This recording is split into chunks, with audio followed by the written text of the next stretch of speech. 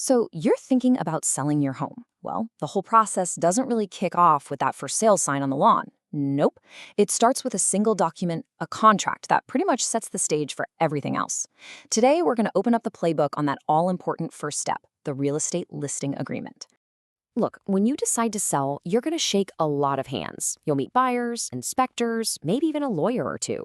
But what's the single most important handshake you'll make?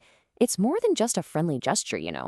It's a real commitment that can make or break the success, the speed, and yeah, the profit from your sale. And that handshake, it's the listing agreement. This is the official contract where you, the seller, or the principal, as they say in legalese, hire your agent. But really focus on that last part, fiduciary relationship. That is everything.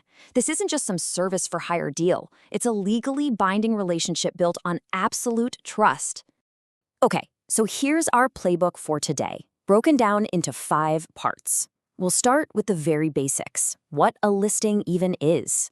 Then we'll get into the main strategies, exclusive, open, and net listings. After that, we'll dig into the fine print, and we'll wrap up by talking about your rights and duties. By the end of this, you'll know exactly how to play the game. First up, what exactly is a listing? Honestly, the best way to think about it is as the official rulebook for one of the biggest financial games you'll ever play. It lays out everybody's role, what they're responsible for, and how you're all going to reach that final goal, a successful sale. Let's zoom right back in on that phrase from a minute ago, fiduciary duty. This is really the heart and soul of the whole agreement. What it means is your agent is legally bound to put your best interests ahead of everyone else's, and that includes their own. They have to be loyal, they have to keep your info private, and they have to be accountable. This piece of paper turns a handshake into a serious legal promise. All right, on to Section 2, exclusive listings. These are, by far, the most common type you're going to run into. As a seller, this is your first big strategic call to make, and it really comes down to 2 main options. This chart breaks it down perfectly. On one side, you've got the exclusive right to sell. This is the most popular type, and it means your agent gets their commission no matter who finds the buyer, even if it's you. On the other side, you have exclusive agency. With this one, if you are the one who finds the buyer, you don't owe anyone a commission. So the big question for you is, do you want to guarantee your agent's commission so they go all out on marketing, or do you want to bet on yourself to find a buyer and save that fee? And here is a super important piece of legal protection for you. No matter which exclusive listing you pick, it has to have a specific end date. It can't just be open-ended forever. This is a hard and fast rule, and brokers can get into serious trouble for not including one. It's there to protect you from getting stuck in a bad deal you can't get out of. Okay, so besides the exclusive agreements, there are a couple of other options you should know about. They are definitely less common, but knowing what they are gives you the whole picture. So let's take a look at open and net listings. An open listing is basically a free-for-all. You can tell as many agents as you want that they can try to sell your house. The first one who actually brings a ready, willing, and able buyer gets the commission. And just like with an exclusive agency, if you find the buyer yourself, you owe nothing. The catch? Well, with no guaranteed paycheck, agents might not be super motivated to spend their own time and money marketing your place. Okay, now I need you to really pay attention to this next one. We've got to talk about net listings, and I want to be crystal clear here. You need to be extremely careful with these. I mean, this quote from the source material really says it all. In a net listing, you tell the agent the minimum amount of money you want to walk away with, your net price, and they get to keep whatever the house sells for above that amount. You can see the problem, right? The agent now has a massive incentive to tell you your house is worth less than it is, just so they can pocket a bigger profit. It's so ripe for abuse that it's actually illegal in a lot of states.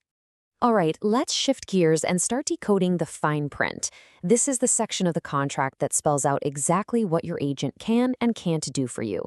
I know, fine print sounds intimidating, but it's actually pretty straightforward when you break it down. So, what powers are you handing over?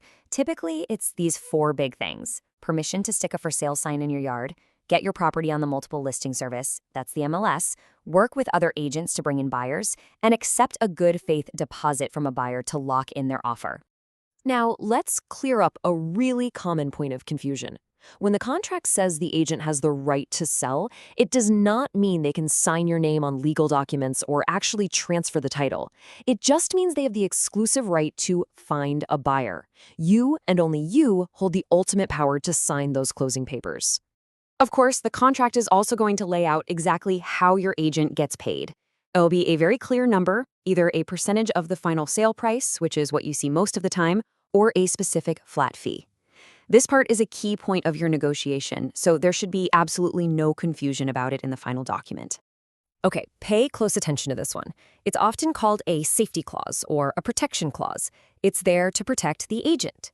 Basically, it says that if your contract runs out, but then you turn around and sell the house to a buyer the agent had already shown it to, they still get their commission for a certain amount of time.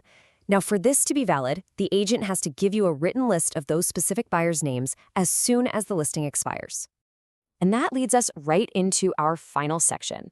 It is so important to remember that this agreement is a two-way street. Yes, it outlines what your agent has to do for you, but it also spells out your obligations as the seller.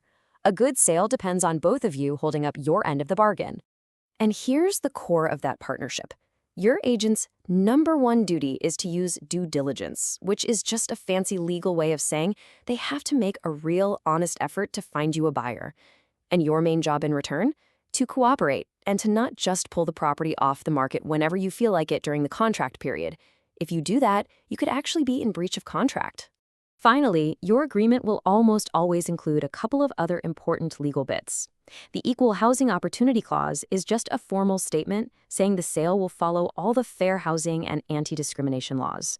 And an arbitration clause means that if you and your agent have a major disagreement you can't work out, you both agree to let a neutral third party settle it instead of taking it to court. So there you have it, the complete seller's playbook for understanding listing agreements.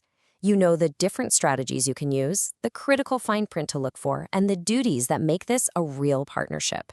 The only question left is, now that you know the playbook, which strategy are you going to choose?